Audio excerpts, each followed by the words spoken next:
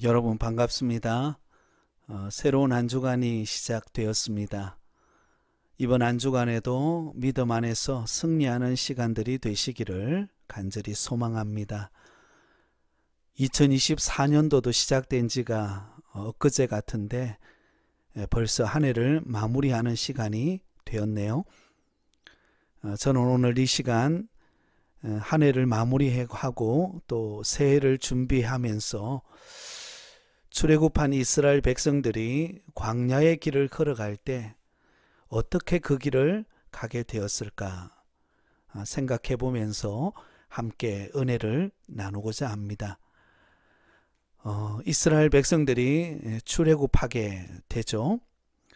애굽 땅에서 430년 동안 머물러서 참 고생하고 바로 왕의 압제 속에 살다가 드디어 이스라엘 백성들이 출애굽해서 약속의 땅 가나안 땅으로 가게 됩니다. 그런데 출애굽한 이스라엘 백성들이 이제 약속의 땅 가나안 땅으로 가는 그 길은 사실 만만치 않는 길입니다. 한 번도 가보지 않은 광야의 길을 40년 동안 걸어가야 하기 때문이죠.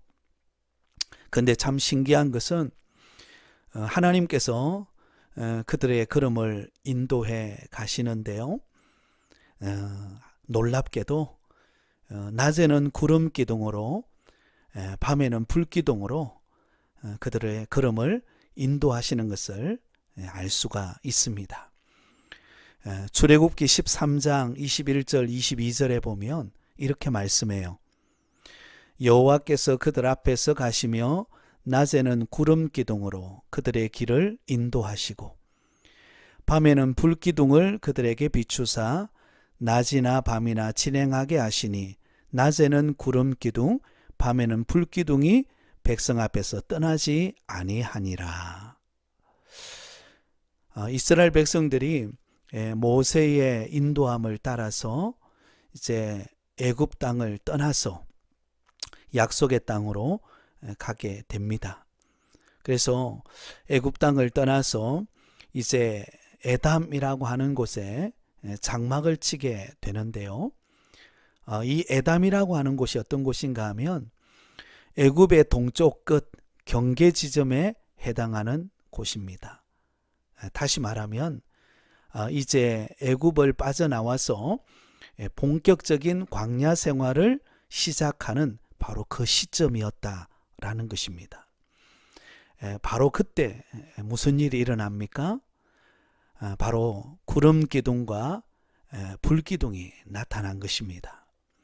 그리고는 앞으로 40년의 그 광야 생활 내내 바로 구름 기둥과 불 기둥이 함께 하면서 이스라엘 백성들을 인도해 가고 있다라는 것입니다. 그렇다면 여러분, 도대체 구름 기둥, 불 기둥이라는 것은 무엇을 의미할까요? 바로 구름 기둥과 불 기둥은 하나님께서 항상 함께 하신다라고 하는 임재의 상징이라는 것입니다. 구름 기둥과 불 기둥은 이스라엘 백성들이 앞으로 40년 이제 광야 생활을 하는 동안 계속해서 이스라엘 백성들의 그 광야 여정 가운데 함께 할 것입니다. 그들과 함께 하시는 하나님의 임재의 상징이었던 것입니다. 그래서 우리가 민수기 9장을 읽어보면 하나님께서 성막을 완성하셨을 때에 그 성막 위에 구름이 떠올랐다. 그렇게 말씀합니다. 이 구름이 성막을 덮었는데 저녁부터 아침까지 불 모양 같이 보였다. 그렇게 말씀하기도 합니다. 그러니까 구름 기둥과 불 기둥은 각각 다른 것이 아니라 낮에는 구름이 덮여 있어서 구름 기둥처럼 보였고 저녁부터 아침까지는 불 기둥처럼 보였다는 것입니다. 이 구름 기둥과 불 기둥은 이스라엘 백성들이 광야의 길을 가는 동안 함께함으로 하나님께서 그들의 길을 인도하시는 역할을 한 것입니다. 여러분, 광야의 길이라는 것이 어떤 길입니까? 정말 광야 하면 생각만 해도 사실 아찔합니다. 사막에 또 모래바람이 불고 또 낮에는 쨍쨍 내리쬐는 햇빛이 있고 밤에는 또 그 반대로 추위가 찾아와서 몸을 움츠릴 수밖에 없는 그런 상황입니다. 여러분, 더욱 이스라엘 백성들에게 어려운 것은 200만 가까운 사람들과 또 가축들을 이끌고 약속의 땅으로 가는 그 길에 광야의 길을 걸어간다는 것, 사실 만만치 않는 인생의 여정이라고 우리는 볼 수 있습니다. 그런데 감사하게도 그와 같은 그 힘든 광야의 여정을 하나님께서 낮에는 구름 기둥으로 밤에는 불 기둥으로 이스라엘 백성들을 인도해 가신다라는 것입니다. 얼마나 큰 소망의 말씀입니까? 여러분, 그렇습니다. 오늘 우리의 인생의 길도 광야의 길과 같습니다. 참 하루하루가 살아가기가 참 버겁기도 하고 또 때로는 전혀 예상하지 못했던 그런 일들이 우리에게 일어날 때 참 막막함을 느끼며 우리는 살아가게 됩니다. 특히 요즘처럼 참 힘든 시기 아닙니까? 불경기로 인하여서 소상공인들이 어려움을 당하고 또 나라적으로도 또 정치적인 혼란을 겪고 있는 이때에 참 이 광야와 같은 인생을 어떻게 살아가야 될까? 참 두렵기도 하고 또 불안하기도 하고 또 염려도 찾아옵니다. 그러나 오늘 주신 말씀처럼 하나님께서는 광야와 같은 우리의 인생의 길을 낮에는 구름 기둥으로 밤에는 불 기둥으로 이스라엘 백성들을 인도하신 것처럼 우리의 걸음을 인도하고 계신다라는 것입니다. 그러므로 우리는 낙심하고 두려워하고 불안해할 것이 아니라 우리의 걸음을 인도하시는 하나님을 바라보며 소망 중에 믿음으로 살아가기를 간절히 소망합니다. 그렇다면 하나님께서 낮에는 구름 기둥으로 밤에는 불 기둥으로 인도하신다라는 것은 구체적으로 어떤 의미를 지니고 있을까요? 한 세 가지 의미를 찾아볼 수 있을 것 같습니다.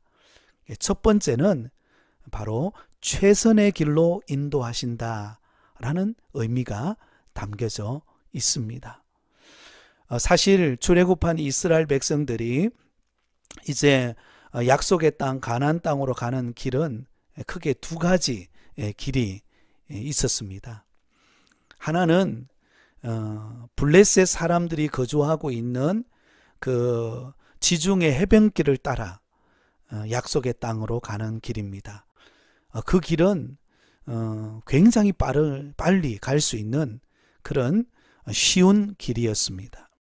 또 다른 한 길은 홍해를 건너서 광야의 길로 가는 굉장히 긴 여정의 길이라고 말할 수 있습니다. 근데 하나님께서 그 지름길로 갈 수 있는 블레셋 땅으로 가게 하지 않으시고 홍해를 건너서 광야의 길로 이스라엘 백성들을 인도하셨습니다. 왜 그렇게 하셨을까요?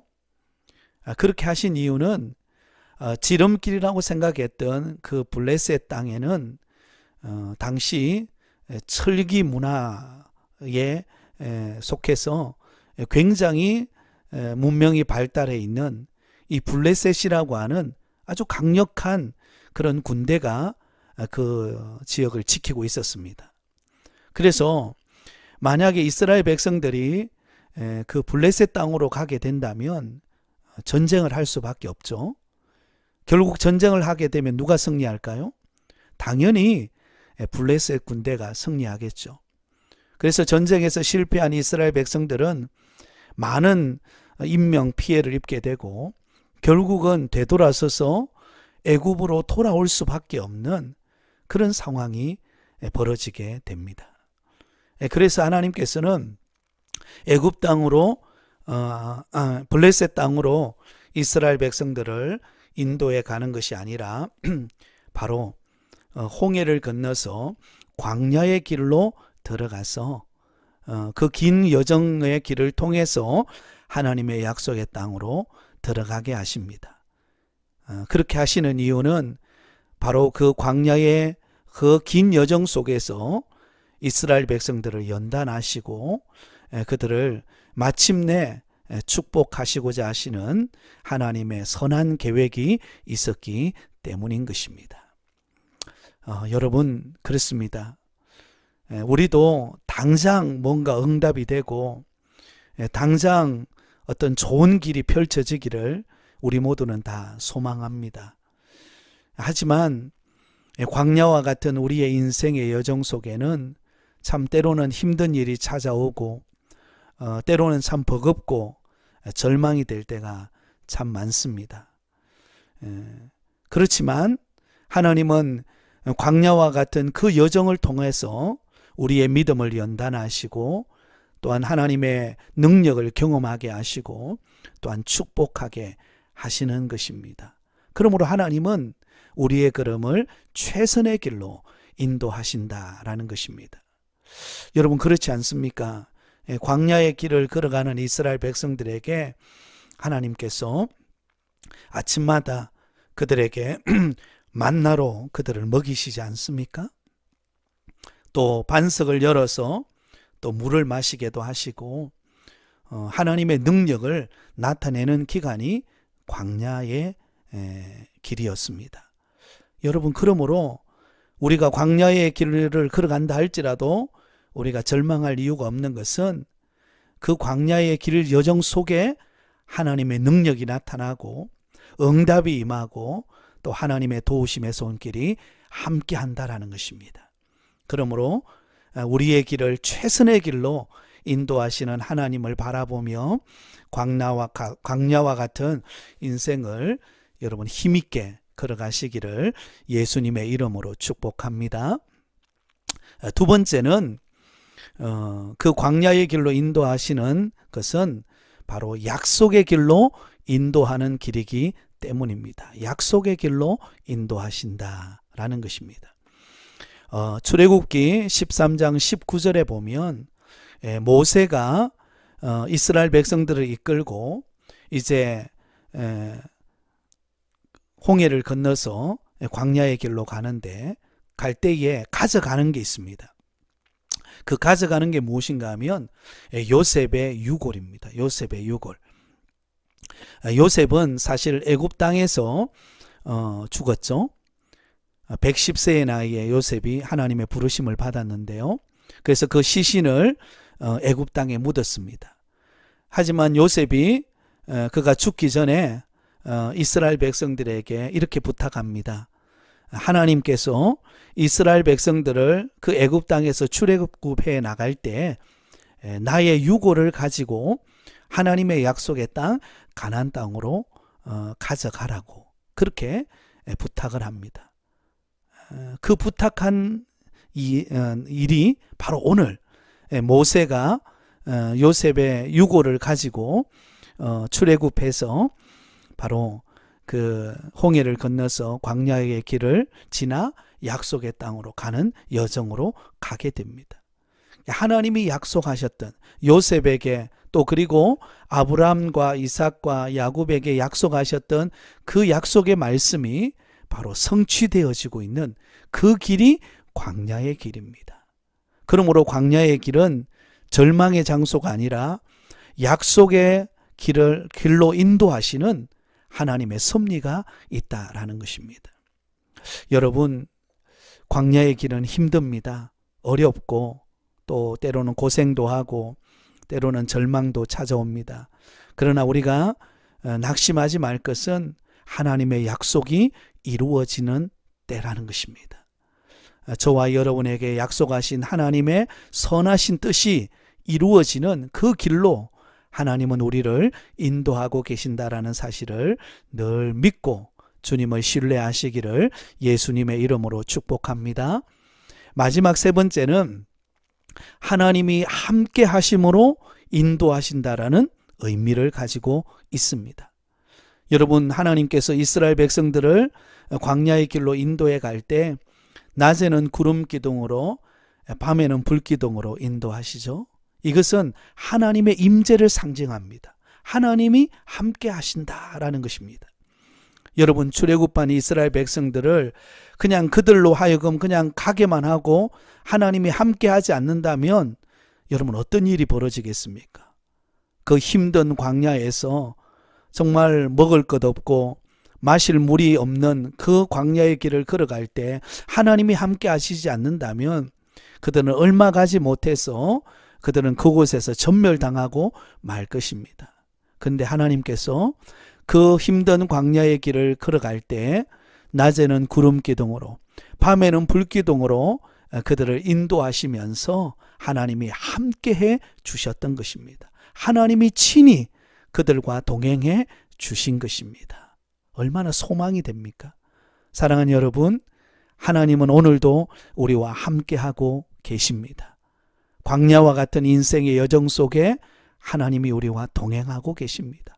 그러므로 힘들 때마다, 그러므로 지칠 때마다 나와 함께 동행하시는 하나님께 도움을 구하고 하나님의 능력을 바라볼 때 하나님은 반드시 우리에게 선하신 뜻을 따라 인도하시고 축복하시고 응답하실 줄 믿습니다. 사랑하는 여러분, 하나님은 출애굽한 이스라엘 백성들을 홍해를 건너 광야의 길로 가는 그 여정 속에 하나님은 낮에는 구름 기둥으로 밤에는 불 기둥으로 인도하셨습니다. 마찬가지로 우리 광야와 같은 인생의 길을 걸어가는 저와 여러분의 인생의 여정 속에서도 하나님이 함께 하시고 인도하실 것입니다. 최선의 길로 인도하실 것입니다. 그리고 약속의 길로 인도하실 것입니다.